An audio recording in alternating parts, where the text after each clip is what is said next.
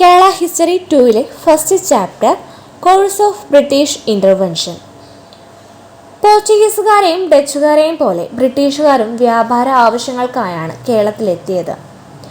അവരുടെ ഏറ്റവും വലിയ ആവശ്യം കേരളത്തിലെ സുഗന്ധദ്രവ്യങ്ങൾ കൊള്ളയടിക്കുക, അതുപോലെ തന്നെ പ്രകൃതി വിഭവങ്ങൾ കൊള്ളയടിക്കുക എന്നതായിരുന്നു. ബ്രിട്ടീഷുകാർ കേരളത്തിൽ എത്തുന്നത് 17-ാം നൂറ്റാണ്ടിൻ്റെ മധ്യത്തോടെയാണ്. ഏകദേശം 200 വർഷം അവർ കേരളത്തിൽ ഭരണം നടത്തിയിരുന്നു. വ്യാപാര ആവശ്യങ്ങൾക്കായിട്ടാണ് ബ്രിട്ടീഷുകാർ ഇന്ത്യയിലെത്തുന്നത്. എന്നാൽ പിന്നീട് അവരുടെ ആവശ്യം മാറുകയും ഇന്ത്യയെ സാമ്പത്തികമായി കൊള്ളയടിക്കുക എന്നത് അവരുടെ പ്രധാന ആവശ്യമായി മാറുകയും ചെയ്തു. കൊച്ചി, തിരുവിതാംകൂർ എന്നീ 2 രാജ്യങ്ങളാണ് ബ്രിട്ടീഷുകാർ ഇന്ത്യയിലെത്തുന്ന സമയത്ത് കേരളത്തിലുണ്ടായിരുന്നത്.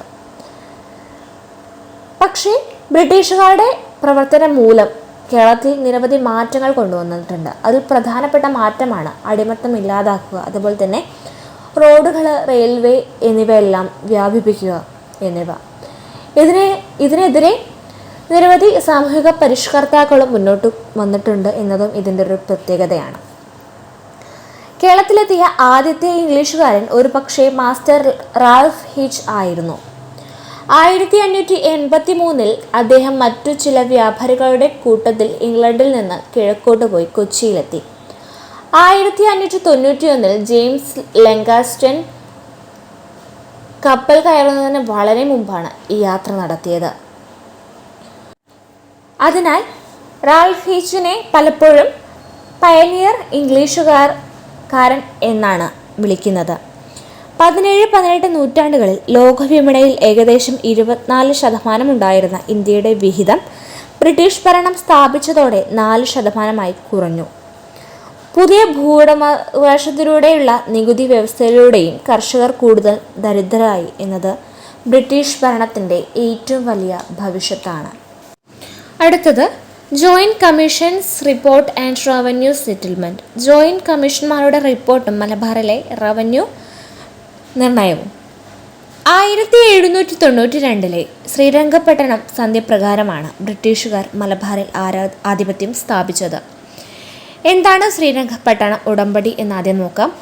3 ആംഗ്ലോ മൈസൂർ യുദ്ധം അവസാനിപ്പിച്ചുകൊണ്ട് 1792 മാർച്ച് 18 ബ്രിട്ടീഷ് ഈസ്റ്റ് ഇന്ത്യ കമ്പനിക്ക് വേണ്ടി കോൺവാലിസ് പ്രഭു ഹൈദരാബാദ് നിസാമിൻ്റെ പ്രതിനിധിയും മറാഠ സാമ്രാജ്യവും മൈസൂർ ഭരണാധികാരിയായ ടിപ്പു സുൽത്താനും കൂടി ഒപ്പുവെച്ച കരാറാണ് ശ്രീരംഗപട്ടണം ഉടമ്പടി. കേവലം വ്യാപാരികളെ എത്തിയ ബ്രിട്ടീഷുകാർ ക്രമേണ ഭരണാധികാരികളായി മാറുകയായിരുന്നു. ആധിപത്യം സ്ഥാപിച്ച ഉടൻ മലബാറിൻ്റെ ഭരണം കാര്യക്ഷമമായി നടത്തുന്നതിനുള്ള ശ്രമമാണ് ഈസ്റ്റ് ഇന്ത്യ കമ്പനിയുടെ ഭാഗത്തു നിന്നും ഉണ്ടായത്. അതിൻ്റെ ആദ്യപടി എന്ന നിലയിലാണ് കമ്പനി ആസ്ഥാനമായ ബോംബെയിൽ ഒരു ജോയിൻറ്റ് കമ്മീഷണറെ ബ്രിട്ടീഷുകാർ ഏൽപ്പിച്ചത്. കമ്പനി ഉദ്യോഗസ്ഥരായിരുന്ന വില്യം ഖാമർ Farmer, major Alexander Dow, Jonathan Duncan, Charles Boddam എന്നിവരാണ് കമ്മീഷൻ്റെ അംഗങ്ങൾ. പറയില്ല, വില്യം ഖാമർ Farmer, major Alexander Dow, Jonathan Duncan, Charles Boddam എന്നിവരാണ് കമ്മീഷനിലെ അംഗങ്ങൾ. ജോയിൻറ്റ് കമ്മീഷന്മാർ മലബാറിനായി ഒരു പുതിയ ഭരണ സംവിധാനം വികസിപ്പിച്ചെടുത്തു. കമ്പനിയുടെ താൽപ്പര്യങ്ങൾ സംരക്ഷിക്കുന്ന ഭരണവ്യവസ്ഥയും സ്ഥിരമായ നികുതി വ്യവസ്ഥയും നിയമ സംവിധാനങ്ങളുമെല്ലാം സ്ഥാപിക്കുകയായിരുന്നു ജോയിൻറ്റ് കമ്മീഷന്മാരുടെ പ്രധാനപ്പെട്ട കർത്തവ്യം. മലബാറിനെക്കുറിച്ചുള്ള സകല വിവരങ്ങളും ശേഖരിച്ച് റിപ്പോർട്ട് തയ്യാറാക്കുന്നത് അവരുടെ ഉത്തരവാദിത്തമായിരുന്നു. ചരിത്രകാരമായ പമേല നൈറ്റിംഗേലിൻ്റെ അഭിപ്രായത്തിൽ കുറഞ്ഞത് 3 ലക്ഷ്യങ്ങളെങ്കിലും കമ്മീഷന്മാർക്ക് നിറവേറ്റേണ്ടതുണ്ടായിരുന്നു. ഉടമ്പടികൾ ഒപ്പുവയ്ക്കുക, നികുതി പിടിച്ചെടുക്കുക, നീതിന്യായ വ്യവസ്ഥയുടെ സ്ഥാപനം എന്നിവയായിരുന്നു അവ.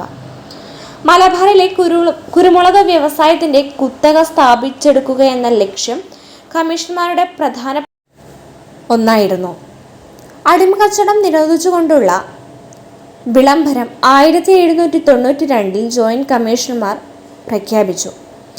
1793 മാർച്ച് 30 മലബാറിനെ 2 ഭരണവിഭാഗമായി വിഭജിച്ചു. വടക്കൻ മേഖല, തെക്കൻ മേഖല എന്നിവയായിരുന്നു അവ. ഇവ യഥാക്രമം തെല്ലിശ്ശേരിയിലും ചെറുപ്പുളശ്ശേരിയിലും ആസ്ഥാനം ഉണ്ടായിരുന്നു. ഓരോ ഡിവിഷനും ഒരു സൂപ്രണ്ടിനെ നിയന്ത്രണത്തിൽ ആയിരുന്നു നിലനിന്നിരുന്നത്. ചീഫ് മജിസ്ട്രേറ്റിനെ നിയമിക്കുകയും സൂപ്രണ്ടുമാരുടെ മേൽ പൊതുനിയന്ത്രണം ഏർപ്പെടുത്തുകയും ചെയ്തു. 1796 സൂപ്പർവൈസറുടെ ഓഫീസ് ലയിപ്പിക്കുകയും അവസാനത്തെ സൂപ്പർവൈസർ ജെയിംസ് സ്റ്റീവൻസിനെതിരെ സാമൂതിരി ഉന്നയിച്ച ആരോപണങ്ങളെക്കുറിച്ച് അന്വേഷിക്കാൻ ഒരു കമ്മീഷനെ മലബാറിലേക്ക് അയക്കുകയും ചെയ്തു. 1792-93 വർഷത്തിലാണ് ജോയിന്റ് കമ്മീഷൻ റിപ്പോർട്ട് സമർപ്പിച്ചത്. ചെരമാൻ പെരുമാളിൻ്റെ കാലം മുതൽ ബ്രിട്ടീഷ് സർക്കാർ ജോയിന്റ് കമ്മീഷന്മാരെ നിയമിക്കുന്നത് വരെയുള്ള മലബാറിൻ്റെ ചരിത്രമാണ് റിപ്പോർട്ടിൽ പ്രതിപാദിക്കുന്നത്.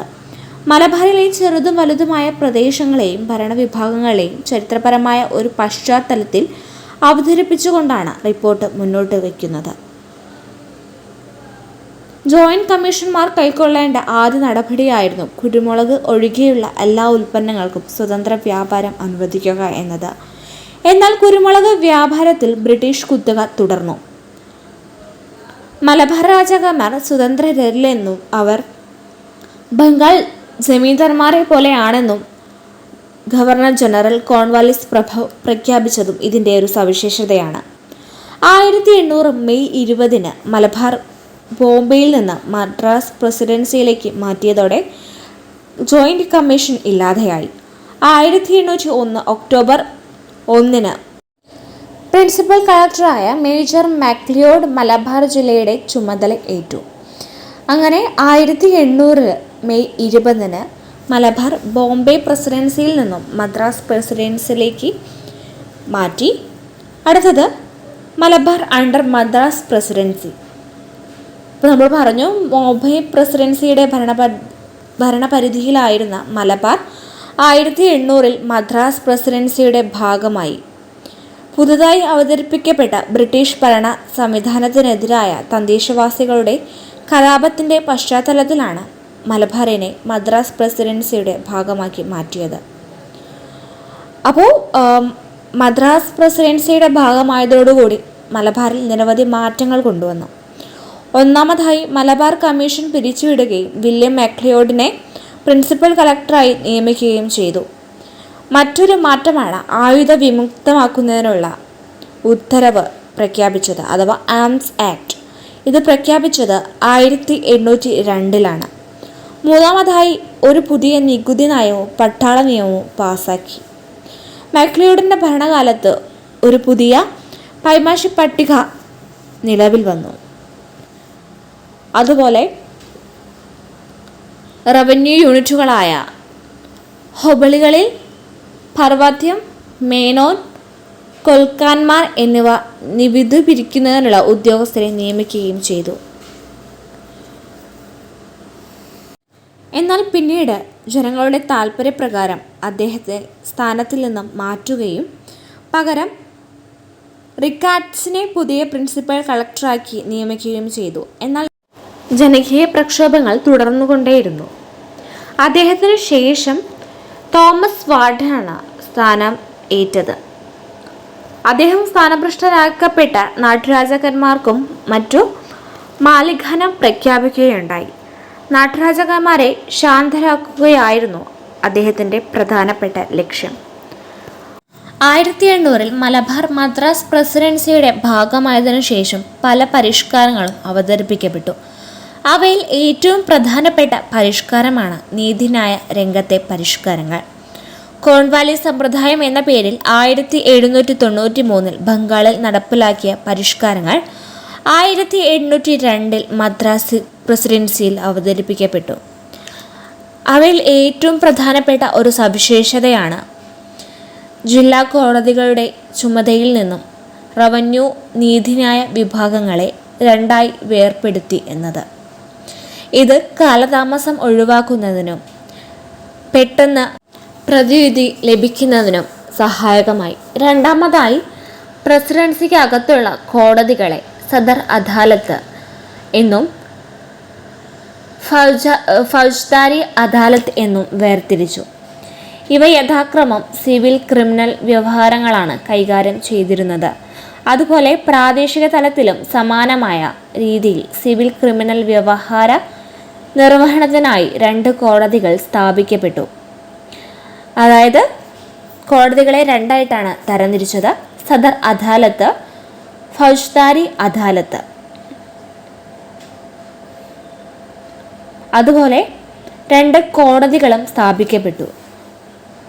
ഇവയുടെ അധികാര പരിധി എന്ന് പറയുന്നത് ജില്ലകളായിരുന്നു. ജില്ലകളിലെ കാര്യങ്ങളാണ് ഇവ നിയന്ത്രിച്ചിരുന്നത്. കൂടാതെ ഓരോ ജില്ലയിലും ജില്ലാ കോടതിയും സ്ഥാപിക്കപ്പെട്ടു. പിന്തുടർച്ചാവകാശം, സ്വത്തവകാശം, പാട്ടം, നികുതി, കടം, കരാറുകൾ, കൂട്ടുകച്ചവടം, വിവാഹം തുടങ്ങിയവയുടെ പരിധിയിലാണ് ഇവ പെട്ടിരുന്നത്. ജില്ലാ കോടതികൾക്ക് മുകളിലായി അപ്പീൽ കോടതികളും ഉണ്ടായിരുന്നു. അപ്പീൽ കോടതികളിൽ മതസംബന്ധിയായ പരാതികൾ തീർപ്പു കൽപ്പിക്കുന്നതിനായി ജില്ലാ ജഡ്ജിയെ സഹായിക്കുന്നതിനുമായി ഖാസികൾ, മുഫ്തി, പണ്ഡിറ്റ് എന്നിവരെയും നിയമിച്ചിരുന്നു. റവന്യൂ രംഗത്തെയും നീതിന്യായ രംഗത്തെയും പുതിയ പരിഷ്കാരങ്ങൾ മലബാറിലും പ്രതിഫലിപ്പിച്ചു. 1802 നീതിന്യായ വ്യവസ്ഥയും ഭരണനിർവഹണ വിഭാഗവും 2ആയി വിഭജിച്ചു. താമരശ്ശേരിയിൽ ഒരു പ്രൊവിഷ്യൻ കോടതിയും സ്ഥാപിക്കപ്പെട്ടു. കൂടാതെ കോഴിക്കോട്ട് ഒരു രജിസ്റ്റർ കോടതിയും സ്ഥാപിച്ചു. 1802 മദ്രാസിൽ നടപ്പിൽ വരുത്തിയ പരിഷ്കാരങ്ങൾ പെട്ടെന്ന് തന്നെ മലബാറിൽ നടപ്പിലാക്കിയിരുന്നില്ല. മലബാറിലെ കലാപ അന്തരീക്ഷം ആണ് ഇത്തരമൊരു തീരുമാനമെടുക്കാൻ കാരണം. പക്ഷേ ഈ തീരുമാനം അനുസരിക്കാൻ ഭരണസിരാ കേന്ദ്രങ്ങൾ അനുവദിച്ചിരുന്നില്ല.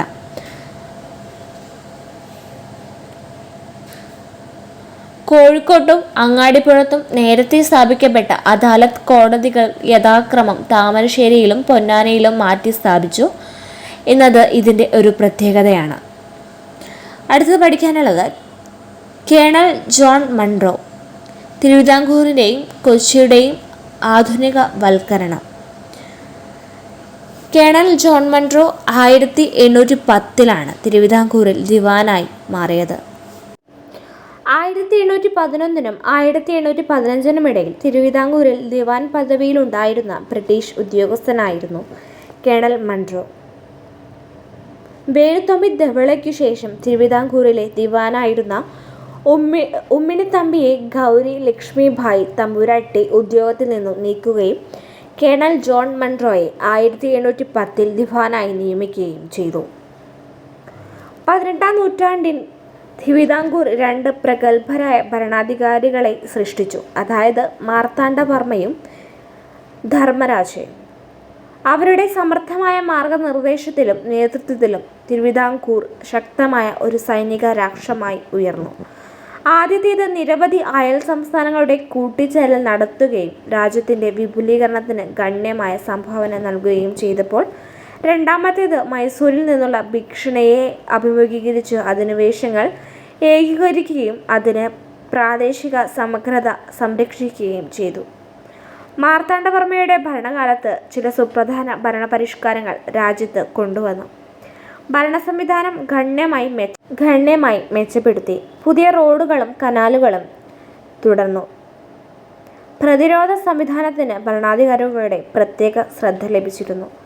പത്മനാഭപുരം, തിരുവനന്തപുരം മുതലായ പ്രധാന കേന്ദ്രങ്ങളിൽ കോട്ടകൾ പണിതു. തിരുവിതാംകൂർ സൈന്യം യൂറോപ്യൻ മാതൃകയിൽ പരിശീലനം നൽകുകയും സജ്ജീകരിക്കുകയും ചെയ്തു. കൊളച്ച യുദ്ധത്തിൽ തടവുകാരായി പിടിക്കപ്പെട്ട ഡച്ച് ഉദ്യോഗസ്ഥരെ രാജാവിനെ ഗണ്യമായി സഹായിച്ചിരുന്നു. അങ്ങനെ മാർത്താണ്ഡവർമ്മയുടെ ഭരണകാലത്ത് തിരുവിതാംകൂറിൻ്റെ വികാസവും കേന്ദ്രീകൃത ഭരണ സംവിധാനവും ഉയർന്ന രീതിയിൽ കണ്ടു. മതത്തിൻ്റെയും സാഹിത്യത്തിൻ്റെയും കലയുടെയും മഹത്തായ പുരോഗതിക്കും അദ്ദേഹത്തിൻ്റെ കാലഘട്ടം സാക്ഷ്യം വഹിച്ചിരുന്നു. ശക്തൻ തമ്പുരാൻ്റെ ഭരണത്തോടെയാണ് ഈ പുരോഗമന സംസ്ഥാനമെന്ന നിലയിൽ കൊച്ചിയുടെ ചരിത്രം ആരംഭിക്കുന്നത്. തിരുവിതാംകൂറിൽ ജോൺ മൺറോ 1810 അധികാരത്തിൽ എത്തുന്നത്. അദ്ദേഹം ജനങ്ങൾക്ക് പ്രിയപ്പെട്ട ഒരു വ്യക്തിയായിരുന്നു. അദ്ദേഹത്തിൻ്റെ പരിഷ്കാരങ്ങൾ മനുഷ്യത്വപരവും സാധാരണക്കാരൻ്റെ അവകാശങ്ങൾ സംരക്ഷിക്കുന്നതിനുമുള്ള പ്രധാനപ്പെട്ട നടപടികളുമായിരുന്നു.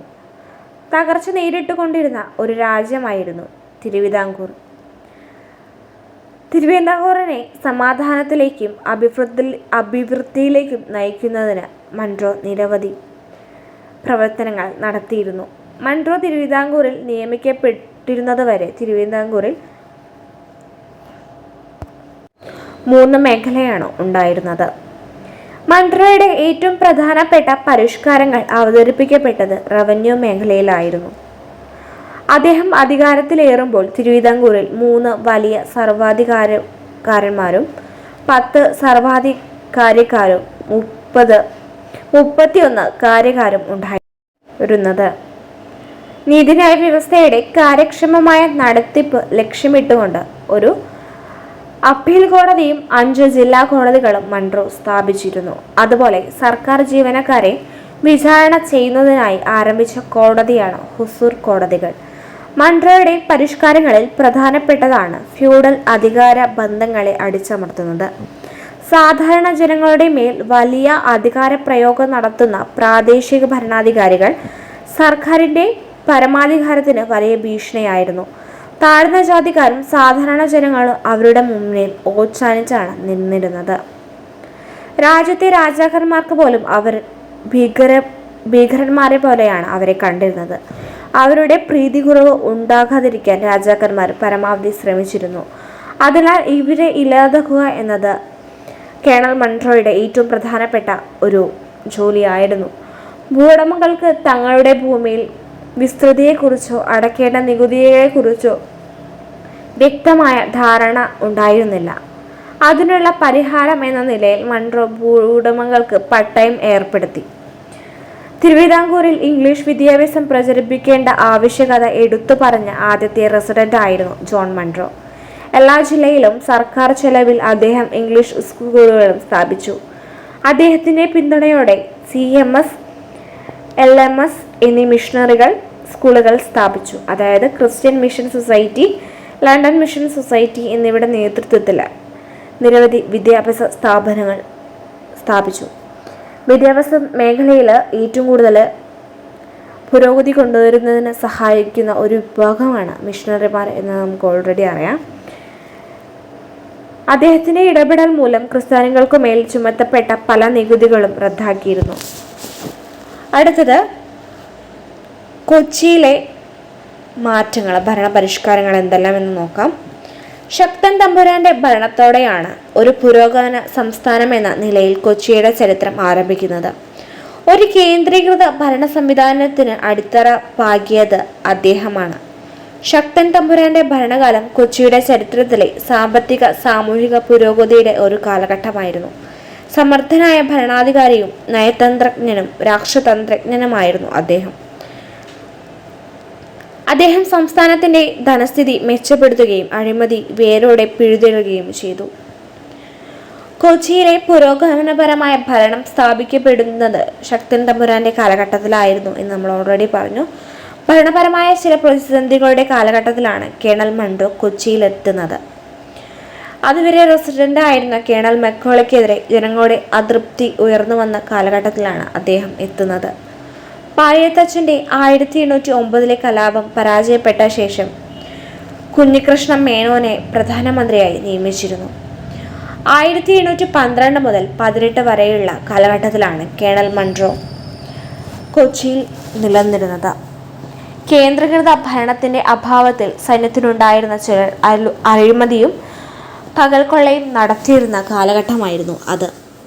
രാജ്യത്തിൻ്റെ പല ഭാഗങ്ങളിലായി സൈന്യത്തെ വിന്യസിപ്പിക്കുകയും അവരെ സഹായിക്കുന്നതിനായി ഒരു പോലീസ് സേനയെ നിയമിക്കുകയും ചെയ്യുക എന്നത് അദ്ദേഹത്തിൻ്റെ പരിഷ്കാരത്തിൽ പ്രധാനപ്പെട്ട ഒന്നാണ്.